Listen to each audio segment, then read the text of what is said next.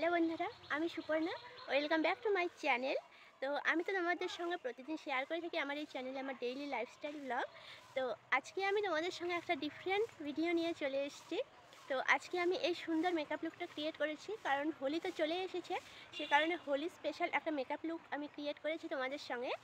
তো মেকআপ লুকটা কেমন লেগেছে তোমরা অবশ্যই কমেন্ট করে জানিও, আর আমাকেও কেমন লাগছে সেটা অবশ্যই কমেন্ট করে জানিও। আর আমি একটা লাল আর হলুদের কম্বিনেশনে একটা শাড়ি পরে নিয়েছি, আর যা যা জুয়েলারি পরেছি এগুলো মানে হোলির জন্য আর কি পারফেক্ট, একদম ঠিকঠাক। আর মাথায় এই যে গাজরা লাগিয়ে নিয়েছি। তো আমি কিন্তু কোনো প্রফেশনাল মেকআপ আর্টিস্ট নই, বাট তবুও আমি মানে ইউটিউব দেখে নানান ধরনের মানুষের কাজ দেখে যতটুকু শিখেছি ওদের কাছ থেকেই পাওয়া, মানে এসব দেখেই আমার শেখা আর কি। কোনো প্রফেশনালভাবে আমি মেকআপ কোনোদিনও শিখিনি। তো আমার কাছে সেরকম কিন্তু কোনো মেকআপের প্রোডাক্টও নেই, জাস্ট এই নর্মাল কিছু মেকআপ প্রোডাক্ট রয়েছে, এটা দিয়েই আমি আমার এই সুন্দর মেকআপ লুকটা ক্রিয়েট করেছি। তো চলো তোমরা আগে প্রথমে দেখে নাও আমার মেকআপ লুকটা। তো লেটস গো স্টার্টেড। তো মেকআপের প্রথম স্টেপ হলো সিটিএম করা, মানে আমাদের ফেসটাকে মেকআপ করার জন্য তৈরি করে নেওয়া। তো সিটিএম মানে হচ্ছে ক্লিনজিং, টোনিং, ময়শ্চারাইজিং। তো আমি ক্লিনজিংয়ের জন্য এখানে ইউজ করেছি বেবি ওয়াইপস। তোমরা চাইলে ফেস ওয়াশ দিয়েও ফেসটাকে ক্লিন করে নিতে পারো। তো তারপরে আমি মানে গোলাপ জল ইউজ করেছি অ্যাজ এ টোনার হিসাবে। দেন আমি ময়শ্চারাইজার করে নিয়েছি। এবার যেহেতু দিনের বেলা মেকআপ, তো ময়শ্চারাইজারের পর আমি ইউজ করে নিলাম একটা সানস্ক্রিন। তোমরা চাইলে যে কোনো সানস্ক্রিন ইউজ করতে পারো, কিন্তু সানস্ক্রিন ইউজ করা খুব জরুরি। তো এখানে দেখো আমি দেখালাম আমার প্রাইমারটা এক্সপায়ার হয়ে গেছে, সে কারণে আমি প্রাইমার হিসাবে অ্যালোভেরা জেল ইউজ করে নিচ্ছি। তোমাদের কাছে যদি প্রাইমার না থাকে তোমরা as a primer aloe vera gel use করতে পারো।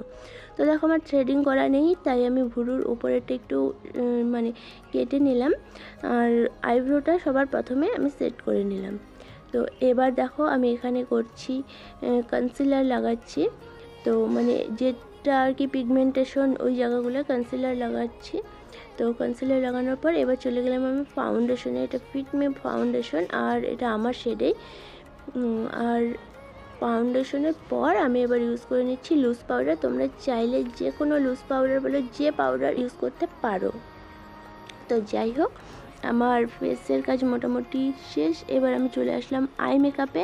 তো আই মেকআপের জন্য আমি আই শ্যাডো প্যালেট থেকে দুটো কালার কম্বিনেশনে আমি সিলেক্ট করেছি, একটা গোল্ডেন আর একটা হচ্ছে মেরুন টাইপের।